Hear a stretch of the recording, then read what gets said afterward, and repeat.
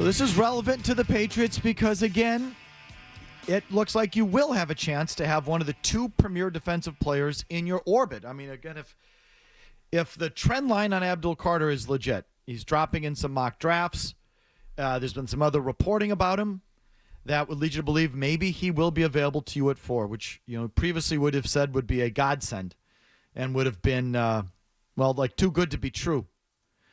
Yet, it feels to me like Abdul Carter is dropping, and why is he dropping? If you were listening on the radio here, it's not on the simulcast, but Big Jim Murray just reported what from Drew Rosenhaus and Adam Schefter there? Adam Schefter just tweeted out that Abdul Carter's medical recheck in Indianapolis today showed that the stress reaction in his foot is healing. There's been improvement, and no surgery will be needed. Rosenhaus added, quote, "It should be a non-factor with the teams at this point." So, I smell a rat there in that I think this little slippage by Carter is real, and Rosenhaus is trying to counter it. Yeah, this is spin. I mean, you know what I mean? Definitely, yeah, right. Yeah. It's like, maybe it's true. I don't know, but it's a guy that I think is clearly worried about a drop here because here was Abdul Carter, his client, was looked to be the number 1 overall pick like 5 weeks ago. Now he might drop to 5. Right. So it's, hey, they checked him at the combine. It's fine. Like, the medicals are good. It's you don't need the screw. It's like, I think Rosenhaus is trying to stop the bleeding, figuratively speaking. You know what I mean? Of course, yes. But I think Carter's drop isn't related to the foot. I've been saying this. That I think it's beyond the foot. There's something else there. A-holism of some. And Bedard is kind of hitting on it. That there were character questions coming out of the Senior Bowl or his senior year at Penn State. And I wonder if this is catching up to Abdul Carter and getting in the way. Do you have a thought on this, Mazz? So, look, I mean, my instinct is that this is, the questions about his character are real. I don't think it's just smoke. I think there is something there. If you're asking me my personal opinion and I were the Patriots, I'd still take him. So now, look, unless there is something we don't know about. In other words, if he doesn't like to practice, okay, if that's what it is. He shows up on Saturday, and the rest of the time he kind of half-asses. Well, I'll play some more sound. That might be kind of like the issue. Okay. So if that's what it is. Or part of it. Okay. If that's what it is, I draft him. Because if he's good enough on Sunday, you can live with it. Now, if there is some sort of significant history of, I don't know, I'm just throwing crap again, weaponry, violence. Yeah, domestic violence, cat juggling. Yeah, okay, well, cat juggling is my go-to. It's from The Jerk from 1981 or whatever year that was. But animal abuse. So yes. Yeah, but something that we all recognize. So I don't think that's it. Okay, I don't either. I think it's football character. So that's why I would still take him. Yeah, same. And I put it on your coaching staff to keep him in line and work with him. If he's kind of lazy Monday through Saturday, you have to trust that Mike Vrabel and his coaching staff can get him on board. Awful to say. I think it should be just the opposite. If he juggles cats in his spare time but has impeccable football character, I'm going to forgive the cat juggling. I'm not going to forgive, violence and domestic abuse. I'm not going that far. But him pushing around a tow truck driver, like, what do I care? Does he practice? Does he love football? Does he have football? I'm sorry. I'm short of, real bad stuff. Yeah. I care more about the football character than the off-field character. Okay, but again, so when you say does he, how did you put it about his football character? Does he what? Does he love the game? Does he show up to practice? Does he work hard, play? It matters to him. Yeah, it matters to him.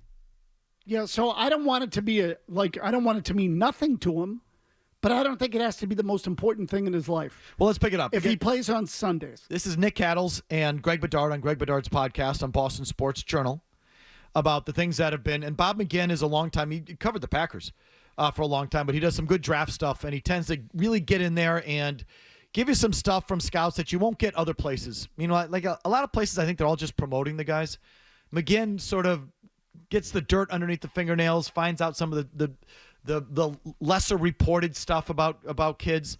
So McGinn's stuff is pretty valuable. But again, here's Cattles and Bedard and what McGinn has unearthed and how this all relates to the Patriots. Here's some of the really good stuff from McGinn. He's just what you want up there. Fort Scout said, Pro Bowler. He's got everything you're looking for as an edge rusher, but he's not a quality guy. McGinn wrote that Scout was one of 4 personnel people to express reservations about Carter's makeup. Another one said, quote, he's not a great worker. Plays his butt off on Saturday, but he's not a great guy during the week because he's so gifted. And there's a little baggage. A fifth scout said there's a little baggage that comes with him. Some people just shrug their shoulders and say it comes with the territory. Other people were a little more concerned with it. So that's the stuff that the Patriots, on a 30 visit, they have to get to the root to or the root of, and they need to, have scouts who have good contacts at Penn State. And, like I said, I was hearing this stuff about Carter at the Senior Bowl. It was going around, and, now it's coming out. I can't say whether that would preclude me from taking him. Certainly, I mean, it's going to be a tough evaluation. Like, you look at Abdul Carter and you look at Jalen Walker, and how much different are they as players? They're kind of similar in that they can play edge, they can play off ball linebacker and all stuff. On one hand, you have a guy with questionable intangibles in work ethic. Is that going to fly with Mike Vrabel? Do they think that's the truth? Whereas in Jalen Walker, he's pristine across the board with everything. How do you balance that? It'll be interesting to see how the Patriots do that. I mean, as we know, Nick, from, last year, and, we'll get into this a little bit more with like Joe Milton, but last year with Elliott Wolf in charge, I wrote a column after the draft, pointing out red flags on almost all the draft picks that the Patriots took last year. Like, it was way more than they ever did under Bill in one draft, and it kind of bit them in the rear end. Mike Vrabel's in charge. We know that. We know that they're not putting up with any of that stuff. They got rid of Joe Milton. Who knows who else they're going to get rid of? So it's going to be interesting. I think that this group is going to value, especially in year one of, laying this foundation, they're going to side on, we want to build this thing the right way with the right people. We don't care if it takes us a little bit longer. We're going to do it the right way. And so how they balance guys like this between, Carter and Walker is going to be fascinating to watch. Okay, here's what I think. I think you're hearing about Jalen Walker because they're out on Abdul Carter because he's not a great guy during the week. You might be right. Not a great worker, not a great guy during the week. Shows up on Saturday, shows up for the game. But during the week, there's questions about his work ethic, how much he puts into it. Not a great worker, not a great guy during the week. The Jalen Walker kid at Georgia, is supposed to be through the roof in that regard. And Vrabel's erring on the side of that second thing. And so that's how I stand today. I don't know, they're bringing Abdul Carter in for a visit. So they're really gonna put that under a microscope. I don't know how you really determine that, on a job interview where he's going to be on his best behavior versus what he did last year at Penn State. But I think this is where they're at. And it is an interesting fault line. Let's just say, and the consensus is, Abdul Carter is a superior player to Jalen Walker.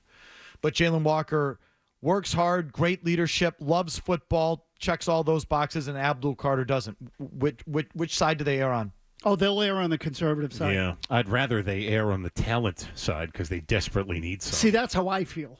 Again, they need high-end players. They got to get some guys that change the game and that impact the game. So I would go with Carter. And again, I would trust Vrabel to keep him in line. Vrabel's a defensive guy. And, I also don't underestimate or, undervalue this part of it. He's a big dude. Vrabel's a large human. So, if it gets physical, he can handle himself? No, but I think that he can look at Abdul Carter eye to eye and get in his face, and Carter will have to think twice about how far he wants to go. I'm not saying he's going to, beat the crap out of him, but if it's some little, squirt running around out there who's 5'10" and fat, Abdul Carter's going to abuse him. Really, I think of the fact that Vrabel has some credibility and he's an intimidating presence. So, again, and I don't think he's going to challenge the kid to fights or anything like that, but I think his presence would be an asset. So I would lean on that. So, I go for the high-end guy. I would, but they won't. And would you take Will Campbell over both of them? No. Not if Carter's available. I'm a slave to the draft industrial complex. I've been told this guy's the best player in the draft. I'm taking him even if he has character issues. So I have no idea about anything, but I'm just going to might as well. They're not drafting Will Campbell because of the measurables. And if Jalen Walker and Abdul Carter are on the board, they're going with Jalen Walker. There's a reason Jalen Walker's getting more pub, and it's not just because they like him, but it's because they took a look at Carter and have started to look elsewhere.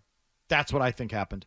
Now, again, why then waste everybody's time by bringing Abdul Carter in for one of these 30 visits? Good question, Felger. Like maybe they aren't out on Carter. Maybe, who knows? Could just be their due diligence. They could just be doing due diligence, but it's kind of, I don't know. If you really aren't serious about a guy, it's kind of a bad idea to, waste everybody's time and bring him in. Like you shouldn't really be doing that. What, just trying to fake everybody out? Or what? Like, I don't know. I don't know if that's a smart thing to do. I don't know exactly. Like the rest of us, we're all just guessing, but might as well own it. I think they are going to err on the side of the intangible thing. I mean, big boy's right to bring up Milton. Like, they gave away value, all in the name of, Mike Reese's words, position room dynamics. Like that was the Sure. reason for that trade. So character, culture, what it looks and feels like in the building. That's what they had. They gave away an asset just to preserve that thing. If Drake May had character issues that Joe Milton had, would he be here? Well, that's a fair point. So, the backup is one thing. You're talking about a guy, let's just use Micah Parsons as the comp because they're both Penn State, right? Like, okay, same position. If he's Micah Parsons, would you put up with him? Yes. Yeah, I guess. So, at some point, your coach is going to have an a-hole.